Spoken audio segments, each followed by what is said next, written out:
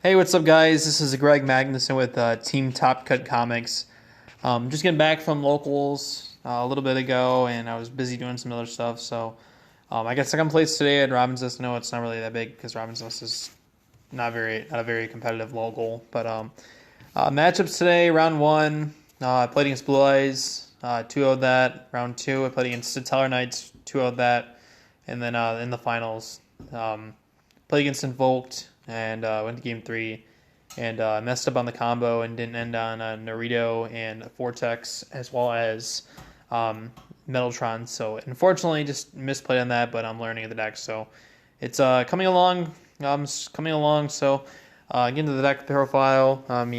Pretty much for everything is in the ratio. So I got second today. So for the cards, so we played the monsters. We played for the hand traps. I played 2 Ogre, 2 Ash. I ended up cutting both these cards down to 2. The reason I like Ash at 2 and Ogre at 2 is just I feel like it's not necessary to play 3 in this build. I mean, Ash is only good against the rogue matchups, and Ogre is good against pendulums as well as a lot of other decks that are like spirals and everything. So ended up playing 2 Oath Dragon Magician. The reason you play 2 is because you can do the Naruto play like turn 1, and then you also can like add a card from your pendulum extra deck to your hand, and it's pretty good. Like before you put pendulum summon and everything, it's broken. I played 3 Chronograph, and then I played 3 Astrograph. These basically do literally the same thing. They special summon the Stargazer and Time Gazer from deck, and then also when you pop a card and they're in your hand, it special summons itself, and then Astrograph replaces the one, and then Chronograph doesn't really do that, so it's kind of like it's decent, but it's usually used for like the fusion summoning on the card. But Astrograph replaces the card that you pop, so it's really good for that reason. I played 3 Harmonizing Magician. Harmonizing Magician it's a must play 3 in the deck. Harmonizing allows you to extend plays. You can make the Omega play. You can make basically anything you want. Supreme King, the fusion card, the single card, basically allowing you to just Regeki your opponent's board. So it's really good. It's really good. I played 3 Wisdom Eye Magician. Wisdom Eye Magician is good at 3. Yesterday I was really discouraged on this card. I wasn't really confident in playing this card for the fact that you pop itself and then replaces itself. But like in Pendulum Call, it's not very good at all, and Electrum Might can't pop the card, so it's dead under Pendulum Call. But you have to play it because it's for consistency in the deck, so you have to play through it. I played 3 of the Purple Poison Magician. This card is broken. It beats a lot of cards. It beats the entire. If you're playing against Pendulum, if you're playing in the mirror, and if you have evenly in hand, you can end up just running your card into their card with battle, and then before damage calc, Purple Poison will trigger, and then Purple Poison will pop their card, and then you'll have that boost on your or you won't have the boost of their monster, but you get rid of the monster, so it's really good for that. I played 3 Black Fang. This card I wasn't too sure if I wanted to play 3 of it, but it seems like it's really good at 3, and you kind of have to. This card's broken. It literally halves your opponent's attack, special summons a spellcaster monster from graveyard, and then you can do some really cool stuff. So these are the 1-ofs I played. You play the Stargazer and Time Gazer, obviously, for the Astrograph, and then also for the Chronograph. And then I played 1 Ixangi Magician. You can actually special this off of Harmonizing Magician, because Harmonizing says you can special summon 1 spellcaster monster from deck. It doesn't specify what level it is. And then this card also has a really broken effect where it's in the Pendulum scale that you can target to one of your XYZ cards in the field and use it as a material, as if its rank was its level. So it's broken. You can target, let's say you have a Bistwar on the field, you can use it for a rank 4 for another XYZ, so it's really good for that sense. And then we played 2 Gate and 3 Worm.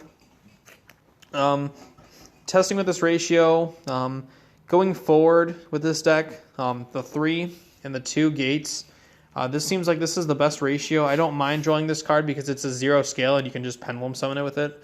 And then Worm is just broken in general. It's a free special. So that's it for the monsters. For spells, I played 2 Desires, 1 Foolish, and 1 Dragon Shrine. I didn't play Foolish yesterday in my build, and that's why I lost a lot of my games, because it didn't open consistent. And then Dragon Shrine is really good as well. I mean, it's good when you see these cards. It is, unfortunately, at the ratios I'm playing, like you don't see these cards that much. I would probably maybe cut this card up maybe to 2, maybe depending on what the ratios of the deck is. I mean, it's 42 cards right now, so it's nothing is for like certain. For the Duelist Alliance target cards, you search these cards out, Pendulum Call, and start Pendulum Graph. And then you're also playing Triple Alliance. This card, honestly thinking about cutting it to 2 after today, just a performance. This deck had a really hard time against Unending Nightmare.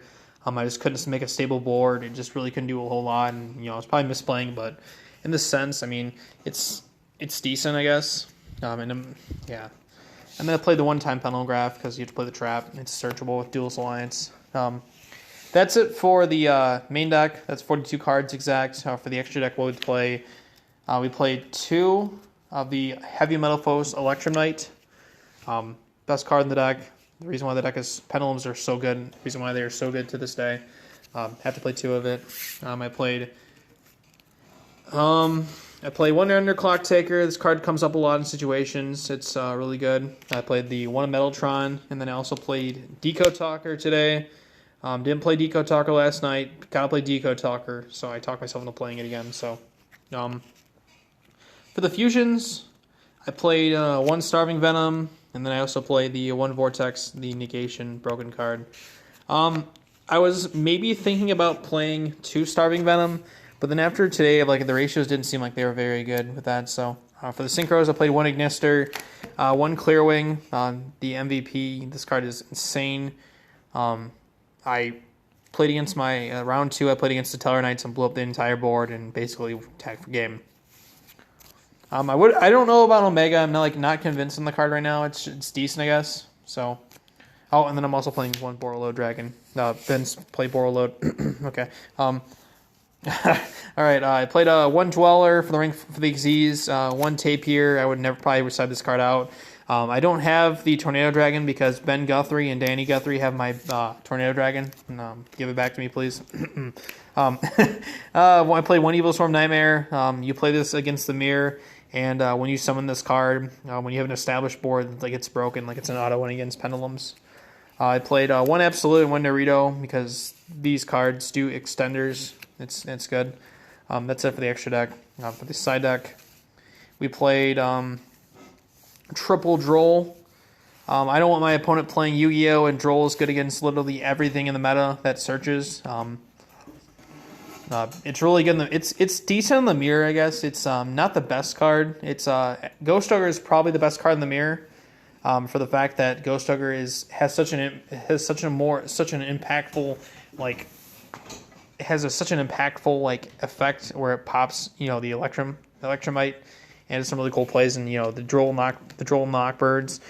They're really good against the deck, so that way they can't search. But then I don't know, it's really good. I guess it's decent. You play these. The Kumungus. I ended up playing just 2 Kumungus. You can pendulum summon this card. So if you draw multiples of this in your hand, or if you draw this and you don't want to pop your opponent's monster, you tribute it. You can pendulum summon this, and it's a level 7, so you can make Absolute, and then you can just make Vortex. I played Hate Shrunade because I don't like losing to Rogue because it's bullshit, or Chainbird. I played the 1 Dark Hole. I played for the Mirror, which I don't think anybody in Rockford besides Alex Welcho, and then also a few of the other newer players are playing Pendulums just for the Mirror. And then I played Triple Twin Twister. I'm probably going to cut this card down to 2. This card's okay, I guess. I don't know. I sided in once today and drew it 1 of them. So, and I played the 1 Judgment. This card's okay, I guess.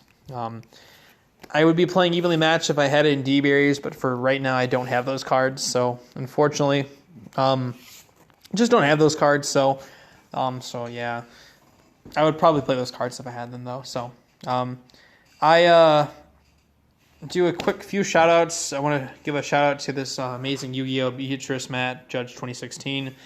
Shout-out to Top Cut Comics. We did very well. I mean, this is a small local, but I mean, I got top 4, so that's all that matters for Top Cut, so recognition. So, yeah, shout-out to Alex Welcho for giving me the tips on the deck, learning a little bit more every day. And then shout out to everybody that lent me cards: Mitchell Masterson, Matthew Masterson, Danny Guthrie, Ben Guthrie, Alexander Welcho, Roman Ayala. So all you guys for giving me cards today. So all right, and thank you guys for watching the deck profile, and I'll put more tomorrow since we're going to Robinson. So see ya.